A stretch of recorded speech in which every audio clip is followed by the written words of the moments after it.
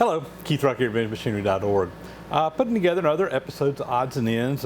Man, I'm piled up with stuff again and need to work through these and show you some new things that have come into the shop, and some other little miscellaneous news items over the last couple of weeks. I've been busy, been on the road traveling a lot since I got back from the Barzy Bash, and it really cut into my shop time. Fortunately, I was able to kind of get some videos put together before this little travel period came, so I've been able to keep my videos going. But anyway, it's been kind of tough on me the last week or two, just being on the road and not having time to work in the shop. Man, I got so many things I'm ready to do, and just haven't been able to get out there and do it. So I'm looking forward to my traveling period coming to an end soon, and being able to get some more things done. Get the lathe finished, restored to LeBlond. Got a couple of little projects that I'm kind of got a little bit underway, and just need some shop time. So with that, first thing I'm going to mention this episode of Odds and Ends, I had a visitor come by and see me, and I get visitors from time to time. Usually people come out to the museum as they're passing through Tifton, Georgia. I want to stop at the Georgia Museum of Agriculture, and try my best to meet up with folks when I can. And if you do come through and want to meet up with me, I would suggest just send me a note, send me an email, let me know when, so I can try to arrange my schedule to be there. But one that came through a couple weeks ago now, it's actually been, was Harold Waters. And Harold is a fellow YouTube creator, has the Amateur Redneck Workshop YouTube channel. And Harold and his wife stopped by on their way through. They'd stopped and seen Adam Booth, and we're headed up to the Atlanta area, up to Stone Mountain, I think, for the 4th of July, and then heading back home. But Harold was kind enough to bring me some of this tiger sauce, some hot sauce.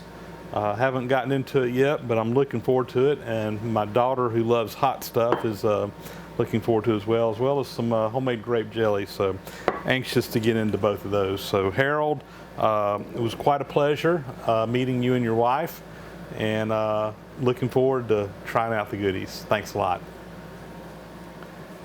So up next here, got a couple more items still coming in from the Barzy Summer Bash, and Stan Zinkowski was kind enough to ship some stuff back home to me, and this stuff came in over the last week or two. But one of the things that I'm really excited about is this big tool post holder that was given to me by a gentleman, and I'm embarrassed to say that I can't remember his name, and to make matters worse, we've even had some conversations electronically since then where he sent me the information. I just literally spent an hour on my computer trying to find an email and can't find it, and I'm embarrassed to say that. But the deal on these is that he had these out on the swap meet table, and on late Saturday afternoon, as things were wrapping up, he kind of grabbed me and said, "Hey, I've got this big tool post holder. Can you use it on your Monarch?"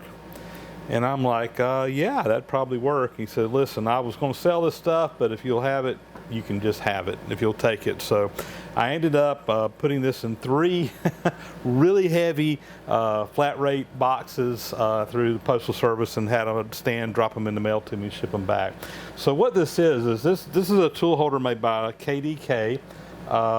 And they still make these. I think they're in Arizona now. These actually came from Southgate, California. These, you can tell by the telephone number, Lorian 7-2197. This is kind of old. In fact, whenever he pulled off the label, it has a date back on the back here. It was made in February of 1963 is when this set was made. And quite honestly, it looks like it's hardly been used. It's in very good shape, all in all. So may have seen a little bit of use, but not much. So if you're not familiar with these are similar in design to the Aloris type tool post, except it only has one wedge on it in the front. It's a dovetail type configuration, and you can drop these tool holders on here like such, and they lock in place. These things are really heavy duty, really big. Like I said, you can go online. They still sell these, but they don't sell this particular one. So they made them in several different series, and up to the 200 series is the largest ones you can get now. This is actually a 300 series, and I believe they even made a 400 series that was bigger than this. But so the good side is that we got a nice complete set. It's got a good selection of tool holders here. These things take tools up to an inch and a, what was that, an inch and a quarter? A little over an inch and a quarter, an inch and 5/8 maybe, in thickness. So, you know, a good heavy duty cutter like this, no problem to mount up in them. Got some different configurations on the cutters here. You can put them in different angles on some of these. That's just a straight one, but you can also come off the edge. Anyway, there's one here for doing boring bars. The little sleeve in there, you have to make different sleeves for the different size boring bars. That takes a pretty good size boring bar.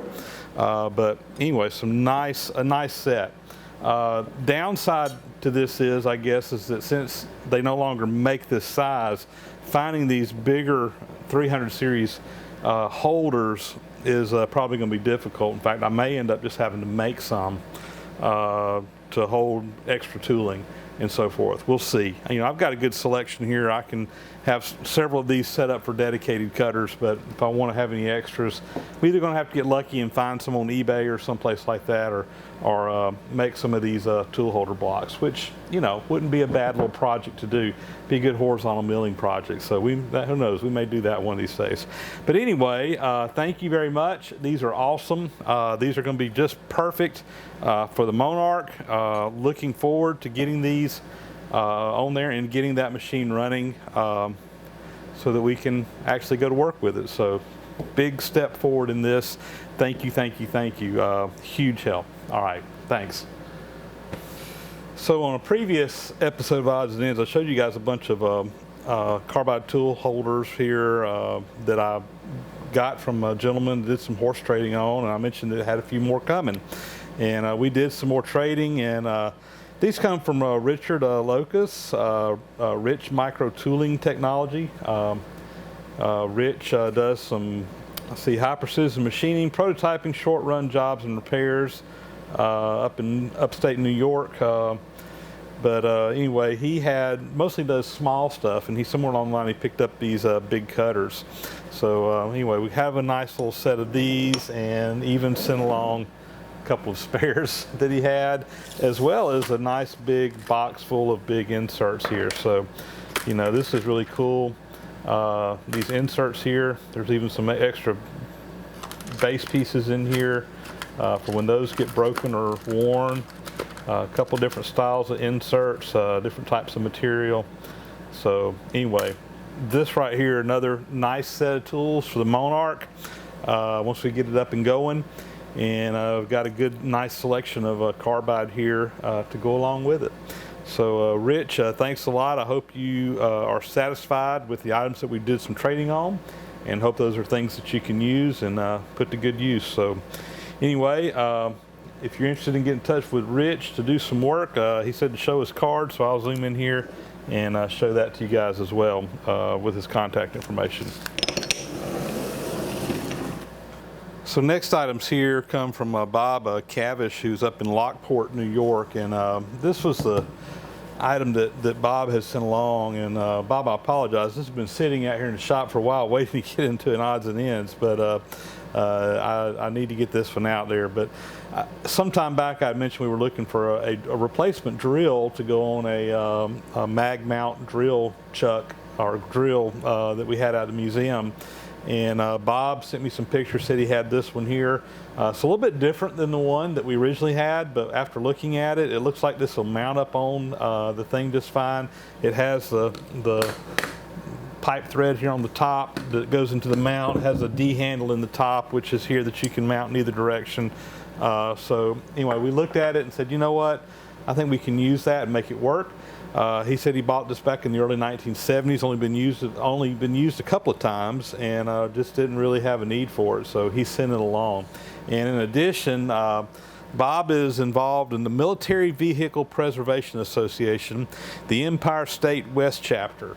And he sent along some little goodies there, some bumper stickers, sent a little vehicle flag, and some other some pins. You guys may know what these are. Little P38, little can opener. These are bigger than the ones I remember using when I was a kid growing up in Boy Scouts, but still little remove before flight tag. He also sent along some pictures of some of the military vehicles that they've restored and carry around on displays and parades and what have you. Pretty interesting stuff. So anyway, Bob, thank you very much. I think this will work just fine. It's kind of irony, you know, and too, let me just mention, I don't know how many different people want to help out on the drill situation. I bet I had 60, 70 different people that wanted to send me an electric drill or had one they thought could work. And you know, Bob was one of the first ones that said he would send something along, and we kind of worked out a deal, and then some of the other ones came along, and I said, thanks a lot, I appreciate it, but I think we got it covered. So thank you to everybody who helped out in that search. And as you'll see in a minute, we actually got another drill that came in too that I really wasn't expecting, but anyway, we'll talk about that one in a minute. But Bob, this one should definitely do the trick. So hopefully you guys will see a video coming up soon with that little mag drill up and working out at the museum. So we mentioned the other drill that we kind of got unexpected, and it's interesting because this is the original drill that was on that setup that the armature shot. It basically doesn't work. But when I was out at California at the Bardsey Bash, a gentleman came up, and again, I apologize, but I do not remember his name. But he said, I got something for you. Saw this drill, and I think it's the identical one to the one you have, and basically gave it to me at the Bardsey Bash, which is awesome because I'm sitting here looking at these, and it appears to be the same drill. I'm sitting here looking at the tag. It looks like the same catalog number. Well, maybe not quite exactly the same, but I think it's basically the same. I think it's just a little bit difference in age, but you know, you're looking at them, they're identical. So haven't tested this one out yet. I think he told me it works, but we could probably just put it on there. I'm probably going to just take these up to the motor shop that helps us out at the museum and let them take it apart and look at it, and if necessary, they've got 2 drills now that they can pull parts from and put the best parts together, and you know, we'll have another good drill. And like I said, it's already set up for this drill. So even though we just got that other really nice Craftsman over there, we may end up using that other Craftsman as just a regular shop drill and try to put the original one back on there. Assuming that all this stuff works and we can get it all to work. But anyway, thank you very much. Again, this was totally unexpected when I showed up out in California. It was just kind of there, and I was excited to see it because it is an exact match. So anyway, looking forward to getting all this going. So I should also mention that Stan Zinkowski out at Summer Bash, who packed this up and sent it to me, he told me when I was out there, he said, hey, I've got these filter bags, and he actually used these as packing. So these are actually some filter bags that you can put on like a, you know, an air blower or something like that. I think they use these in the painting industry in a vacuum system to clean the air. But anyway, doing a couple of these. So these will actually probably get used as well. So thanks, Stan, I appreciate that. So while I was out at the bash, got another item I picked up. This one actually was a gift to me from Stan Zinkowski himself out at the Bardsey Bash. And Stan had this, don't know exactly where it came from or how he came across it, but he didn't have a need for it and thought with the new shop I could use it, and boy was he right. So what this is a big commercial duty curtain that I can use, hang up in my shop, put it on a track or whatever, and he has one in his shop that he uses around his grinding area. When he's grinding, he can put this around and basically keep the grinding dust from getting all over the whole shop, which is exactly what I'm going to use it for. So this is made by Goff's Enterprises out of Wisconsin, and very nice, heavy-duty, high quality, and actually pretty expensive. I had to go out and buy one. And this particular one is 9 feet 9 inches high. So basically 10 inches high, because you want to have a little bit of room at the bottom for air to come under, and so it's not dragging the floor. And 252 inches wide, or basically 10 feet long. So it can basically be used to cover off a pretty good sized area in my shop. So I'm going to plan on putting this up around my surface grinder area. I have to get a track for it to slide on where I can move it around, but no big deal there. But anyway, Stan, I appreciate this a ton. This is going to be a huge help, and looking forward to getting it up. Looking forward to getting my grinding area where I can get in there and use it, and this will definitely help keep that dust where it belongs and off of my machine tools on the other side of the shop from where I'm going to set it up at. So thank you, Stan. Appreciate it, and looking forward to coming out and see you next year again at the bash. So next is a package I received in the mail from Dave up in New York, and we'll just go let him be known by Dave. But Dave had actually contacted me a while back. Was going to be traveling down through Georgia and wanted to stop off and see me out at the museum. And this was a couple Saturdays ago. I was actually out driving the locomotive that day. Unfortunately, they got into some traffic along the way, and by the time they got to Tifton, the museum had done closed up for the day, and I missed out seeing him, which I was very disappointed with. But anyway, we missed each other. He actually got back home and put together a box of stuff and sent it down to me. So anyway, I thought I'd show you this. So most of this is paper stuff, manuals and books and what have you, which, but he did send along another big insert tool holder here, which I think takes the same size insert as the ones I got a bunch of extra inserts on, which is awesome. So I even got some inserts from someone else here, but that right there is a nice tool holder for sure. Well, let's go through these books and manuals real quick and kind of show you what he sent. So got a book here, Handcrafted Shelves and Cabinets. Nice book for the library. I got a bunch of woodworking books, and I don't have this one. And let's see, there were also a couple of other more woodworking. These are actually fine woodworking books, fine woodworking on woodworking machines, and fine woodworking on making and modified machines. You know, I've seen both of these books over the years, but I don't have either one of them, and I'm looking forward to getting a chance to peruse through those. The rest of the stuff is more machine shop. So got a nice catalog here of Lufkin Precision Tools. This is catalog number 7. I had looked through it earlier to see if I could find a date, but I don't see one. But this is basically got all their line of tools, micrometers, there's calipers, you know, basically Lufkin made tools very similar to Starrett, Brown and Sharp, and so forth like that back in the day. And this is nice. I actually have a catalog from Starrett and Brown and Sharp that I use for reference from time to time. Keep them on my desk in my office, so that's going to go right with it. Here's one from Carbaloy tool manual, it says. This is from 1949 and has all kinds of tooling stuff, grinding wheels, instructions, all kinds of good information in there. This one is interesting. So unfortunately the cover's missing off of it, but everything else is in here, or starts at page 7. But this is actually a South Bend catalog. And again, I'm not sure of the date, but I'm sure a lot of you South Bend guys out there will be anxious to take a look at this. And by the way, I've mentioned this before, my website, VintageMachinery.org, one of the things that we do is we scan old catalogs and manuals and stuff from all these different manufacturers and put them up online. So at some point in time, as I have time, I will scan all this stuff and get it put up on the website where you can download it, look at it, print it out for free, whatever. So you can go check out my website at VintageMachinery.org if you got any old machines that you're looking for information on. Some more stuff, parts list. This is for a Van Norman model 26, number 26, number 26 UL and 36 universal ram type milling machine. Here's a instruction and parts list for that same machine. Here's kind of cool, 1966 Bridgeport operator's manual.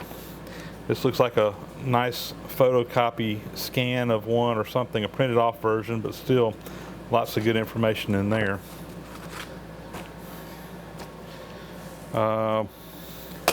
Another notebook here full of all kinds of Bridgeport information. Looks like J-head stuff for a J-head milling machine. So again, we'll get all the stuff up there. It's even got some blueprints and stuff back here in the back, it looks like. But we'll get all this stuff scanned and uploaded at some point in time. Lubrication manual, Milwaukee Milling Machines, Kearney Tractor. So I think this is just the basic information on lubricating and proper oils and whatever for their whole line, not just for a particular machine. So nice copy there. And next is an operator's manual for a Lodge & Shipley Model A lathe. So a little bit different model than the one we have out at the museum. This is actually the model that was, the Model A came right before. I said we have a Model X, I think it is. But anyway, this is the ones that were just before the Model X lathes or the Model A lathes. Don't know what happened through, B through whatever, but anyway, a lot of the similarities between this Model lathe and the Model X. This is just a little bit older version of it, but again, I don't think we have this up on the website, so very good. So anyway, some very cool stuff here, and we're gonna get all this put up there. So Dave, thanks a lot, and I hope that I can catch you on another trip through. I think you'll be coming back down again at some point in the near future, and hopefully we can catch up. Thanks a lot, Dave. All right, just about a wrap here on this episode. I think we've got everything pretty well covered as far as stuff that's come in, but I do want to just spend a little bit of time and talk about one thing. And this kind of is in response to a lot of comments, emails, text messages, Facebook messages, etc., that I received after my last episode, where we talked a little bit about the way funding is done on YouTube. And one of the things that really came out a lot stronger than I anticipated is that there were a lot of you guys out there that were telling me that you really wanted me to set up a Patreon account where you could help support my website rather than watching ads and just letting Google take care of it.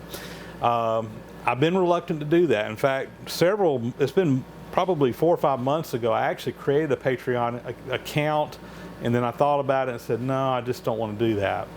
And in fact, a couple of you guys, I think, even found it before I ever said anything about it, which I didn't even realize because I hadn't even been back in there to look at it since I created it.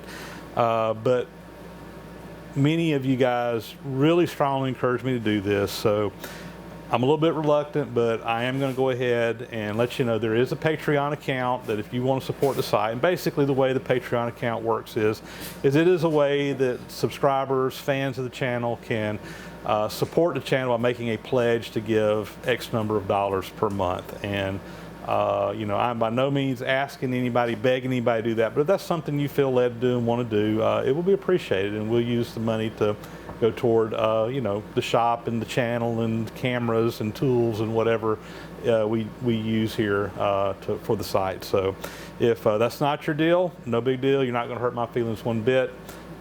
Just watch the videos. That's good enough for me. But we will have a Patreon account.